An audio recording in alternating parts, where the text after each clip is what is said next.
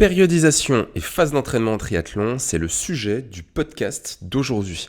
Bonjour et bienvenue dans ce podcast et sur cette chaîne. Ici, nous parlons ensemble donc, de l'entraînement en trail ou en triathlon, donc de longue distance. Si vous n'êtes pas abonné à la chaîne, je vous invite à vous abonner. Cliquez sur la cloche des notifications pour recevoir les prochaines vidéos. On est parti vraiment pour pas mal de contenu ces prochains temps, donc n'hésitez pas à cliquer sur cette cloche pour recevoir toutes les vidéos.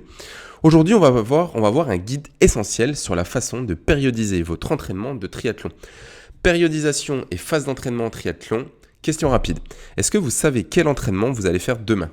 Oui ? Non ? Mais savez-vous aussi quel entraînement vous ferez dans 5 mois ? Nous imaginons que votre réponse forcément est non, et vous n'êtes pas le seul malheureusement. Bien que 5 mois puissent sembler très éloignés, il est important de s'assurer que chaque séance d'entraînement que vous faites fait partie d'un grand plan.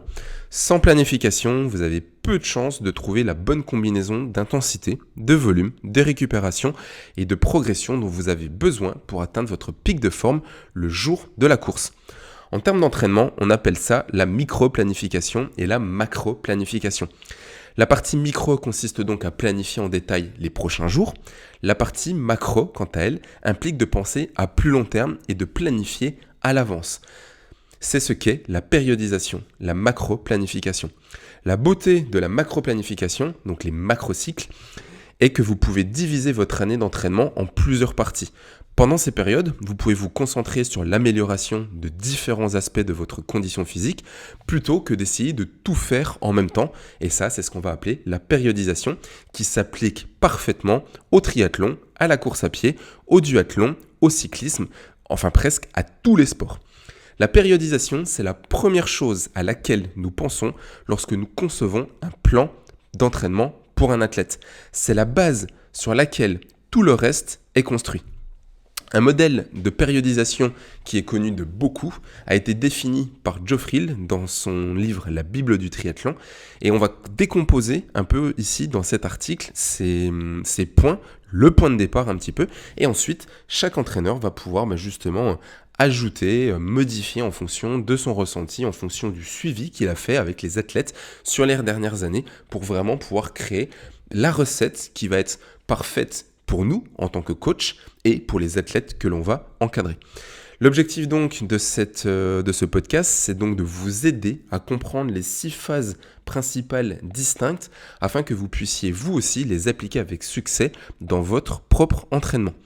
Donc, la première phase que nous allons voir ensemble, c'est la phase de préparation.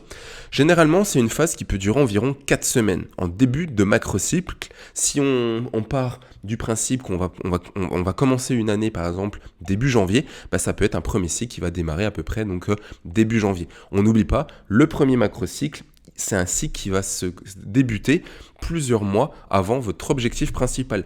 Donc avant tout ça, la principale priorité, c'est de définir l'objectif principal de votre saison. Si par exemple c'est l'Ironman d'Embrun, on sait que c'est le 15 août. Si on sait que c'est Nice, ça sera fin juin. Et donc les macrocycles vont être en amont, donc débuter au mois d'octobre ou au mois de novembre de l'année précédente. D'accord ? Là, dans l'exemple, pour que ça soit plus simple, on va démarrer tout ça début janvier. Donc la phase de préparation, c'est là que tout commence. Cette période consiste à préparer votre corps et votre esprit à un entraînement régulier.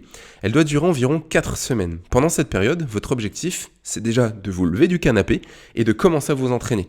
Vous ne devez pas encore vous entraîner trop dur, mais vous devez commencer à accumuler des séances d'entraînement de manière régulière.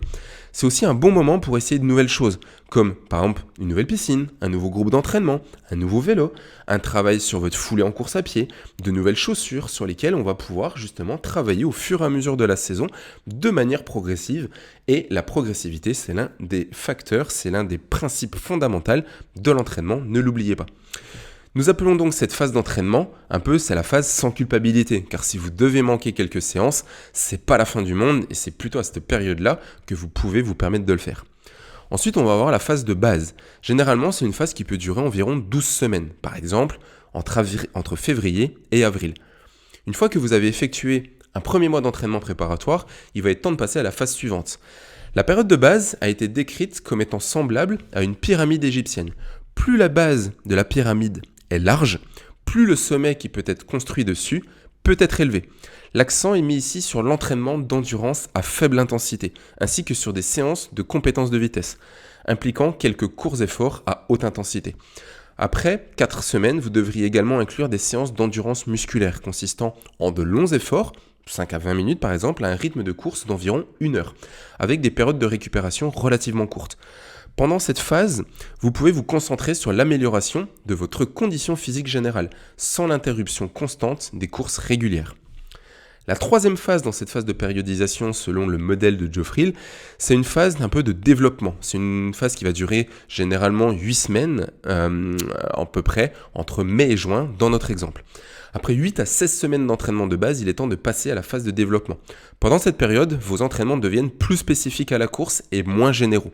Ne vous inquiétez pas de votre volume hebdomadaire, le nombre d'heures ou la distance par semaine que vous procurez, car à ce stade, concentrez-vous plutôt sur ce que vous faites spécifiquement dans quelques entraînements clés. Par exemple, si vous êtes un triathlète, vous pouvez commencer à inclure des séances régulières de vélo et de course à pied, ou à faire des séances qui vont imiter votre course cible, avec des intervalles réguliers. Bien sûr, il n'est pas nécessaire que chaque séance soit spécifique à une course, sinon vous serez épuisé en permanence. C'est aussi une bonne idée d'inclure quelques courses moins prioritaires, c'est ce qu'on va appeler les objectifs secondaires, au moment de cette phase de construction pour commencer à rafraîchir vos compétences de course. Pendant ces phases et pendant vos semaines d'entraînement, pendant vos microcycles, essayez d'avoir au moins une séance clé spécifique dans chaque sport, en natation, en vélo et en course à pied. La quatrième phase, on va pouvoir l'appeler la phase d'apogée, une phase d'environ 4 semaines par exemple, qui peut, dans notre exemple, être à peu près au mois de juillet. Cette phase commence environ 3 semaines avant votre ou vos plus grandes courses. L'objectif, 3-4 semaines même. L'objectif ici, c'est d'abord le bon mélange d'intensité et de repos pour être prêt à courir au bon moment. Cela implique de faire des simulations de course tous les 3 ou 4 jours, puis de se reposer ou de faire des séances faciles entre les deux. Au moins 1 jour de repos par semaine et pendant le reste du temps, des séances à faible intensité. Ces séances d'entraînement doivent progressivement devenir plus courtes au fur et à mesure que vous progressez pendant la première ou la deuxième semaine. Les jours entre vos sessions de simulation de course, vous devez vous reposer ou entraîner à faible intensité à ces entraînements. Et ces entraînements doivent également être plus courts au fur et à mesure que la période de pic progresse. La 5e phase, ça va être la phase d'affûtage, généralement 1 à 2 semaines, qui va arriver donc les 15 jours, les 10 jours qui précèdent votre objectif principal. Il va s'agir des 6 ou 7 jours vraiment avant votre course. Les principaux objectifs sont donc de maintenir votre forme physique, d'éliminer toute trace de fatigue et de vous préparer mentalement à la course qui arrive. Chaque athlète va avoir sa propre façon de se préparer à une course, mais la recherche suggère que vous devriez réduire le volume et la fréquence de vos entraînements, mais pas nécessairement leur intensité. Donc réduisez la taille, la durée des séances, gardez de l'intensité et réduisez considérablement le volume pour vous préparer à votre objectif. Nous vous recommandons généralement de prendre au moins 1 jour, voire 2 jours de repos pendant cette phase d'affûtage, les 2 jours qui précèdent la course. Ce n'est pas en vous entraînant la veille de la course que vous allez garder votre pic de forme. Au contraire, vous allez juste vous rassurer en essayant d'aller courir ou d'aller rouler ou d'aller nager la veille de la course. Mais vous n'allez juste faire que 2 choses. Premièrement, augmenter votre risque de blessure parce que vous n'êtes pas à l'abri d'un pépin lors de ces séances. Et vous allez également augmenter votre fatigabilité, votre fatigue musculaire pour la course qui va se produire le lendemain. Donc rappelez-vous que c'est uniquement des séances qui vont juste faire du bien à votre mental. Si vous avez travaillé mentalement en amont, vous n'avez pas besoin de ces séances. Enfin, la dernière phase après la compétition, c'est la phase de transition. C'est une phase qui peut généralement durer de 2 à 12 semaines au milieu ou à la fin de la saison de la course, principalement après votre objectif principal. Si vous n'avez qu'un objectif principal pendant la saison, c'est souvent là que la saison peut se terminer. Si vous avez un objectif principal, un deuxième objectif principal dans la saison, gardez cette phase de transition d'environ 2 semaines pour pouvoir repartir sur un deuxième bloc et sur un deuxième macrocycle. Donc cette phase, elle va commencer après votre dernière grande course, donc après la fin de votre macrocycle. C'est un moment important pour se reposer des exigences d'un entraînement structuré.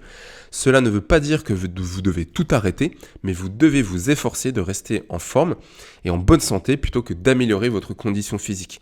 Et ce, jusqu'à ce que vous commenciez, comme on vient de le voir, le macrocycle suivant par une phase de préparation ou une phase de base. En conclusion, la périodisation vous aidera à effectuer les bons entraînements au bon moment de l'année. Cependant, tous les plans d'entraînement ne comportent pas les 6 phases qui ont été décrites au-dessus. Nous-mêmes, au sein de Passion Triathlon, on n'utilise pas toujours ces phases-là. Nous leur avons même donné un nom spécifique à notre manière de fonctionner. Donc si vous voulez en savoir plus, n'hésitez pas à nous contacter pour nous rejoindre dans l'un des programmes d'accompagnement de groupe ou en individuel chez Passion Triathlon. Parfois, il n'est pas possible, comme on vient de le voir, d'intégrer les 6 phases dans un court laps de temps. Par exemple, si vous vous entraînez que pendant 8 semaines, vous n'aurez probablement pas le temps pour les phases de construction et vous allez avoir uniquement le temps justement donc pour les phases de préparation à la course. Il n'y a rien de mal à cela. Vous ferez quand même de grands progrès pendant cette période, surtout si vous travaillez de manière structurée et pas du jour au lendemain. Qu'est-ce que je vais faire en me levant aujourd'hui? Tiens, je vais aller improviser un entraînement. Cependant, vous pourriez être encore plus en forme en vous entraînant vraiment pendant un macrocycle complet, environ au moins 24 semaines, au moins 6 mois. Quoi qu'il en soit, diviser votre entraînement en plusieurs phases va être un excellent moyen de vous assurer que vous atteindrez votre pic de forme au bon moment pour votre événement cible. Si vous avez des questions, n'hésitez pas à nous le laisser dans les commentaires. Nous vous ferons une joie de vous répondre. Et encore une fois, si vous n'êtes pas abonné à la chaîne, cliquez sur le bouton s'abonner et sur la cloche pour recevoir les prochaines notifications des prochaines vidéos. Et nous, on se retrouve quelque part autour de moi dans une prochaine vidéo.